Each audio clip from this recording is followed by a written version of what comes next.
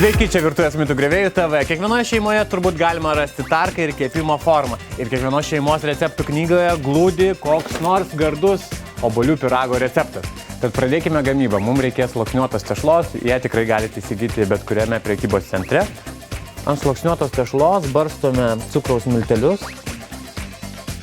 Tuomet ant viršaus barstome cinamono. Nes turbūt nei vienas neįsivaizduoja gardaus obuolių pyrago be šio prieskonio. Šiek tiek vanilinio cukraus miltelių. Dabar nulupėme obuolius. Paimame tarką ir ant viršaus tarkuojame obuolius iki jų šerdies.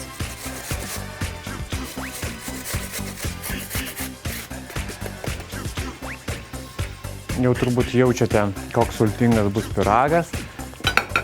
Aš dar šito pyrago galima nedėti, bet aš mėgstu marinuotus persikus arba abrikosus, tai dar šiek tiek papjaustume ant viršaus jų.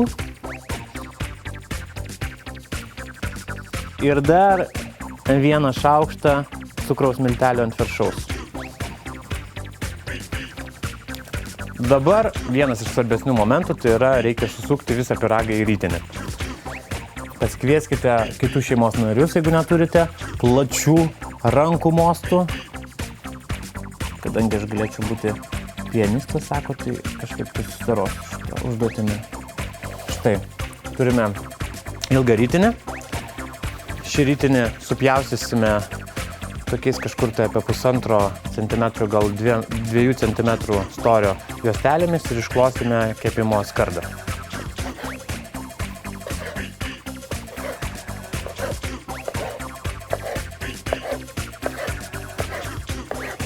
Ir į išklotą sviestinių popierių skardą dedame rytinėlius. Tarp jų padarykite tarpelį, nes tešla kepant iškils.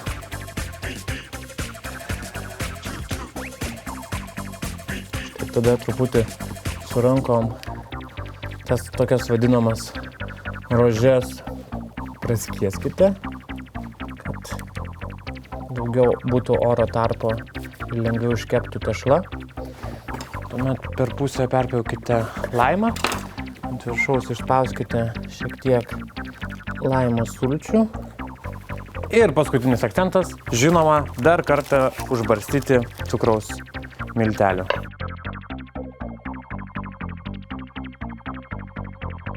Ir dabar šį pyragą šausime į 180 laipsnių kaitintą orkaitę ir kepsim, kol gražiai apskrus. Štai pyragas jau paruoštas, beliko jį paserviruoti. Galima sakyti, ne pyragas, o nedidelės bandelės. Dedame ant bandelę, truputį šiek tiek cukraus miltelių. Štai mūsų pyragas paruoštas, liko jo paragauti. Kaip matote, tikrai sultingas.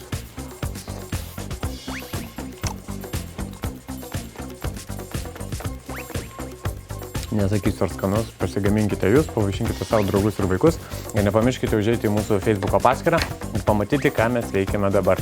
Visiems skanaus ir iki malonaus kitą kartą.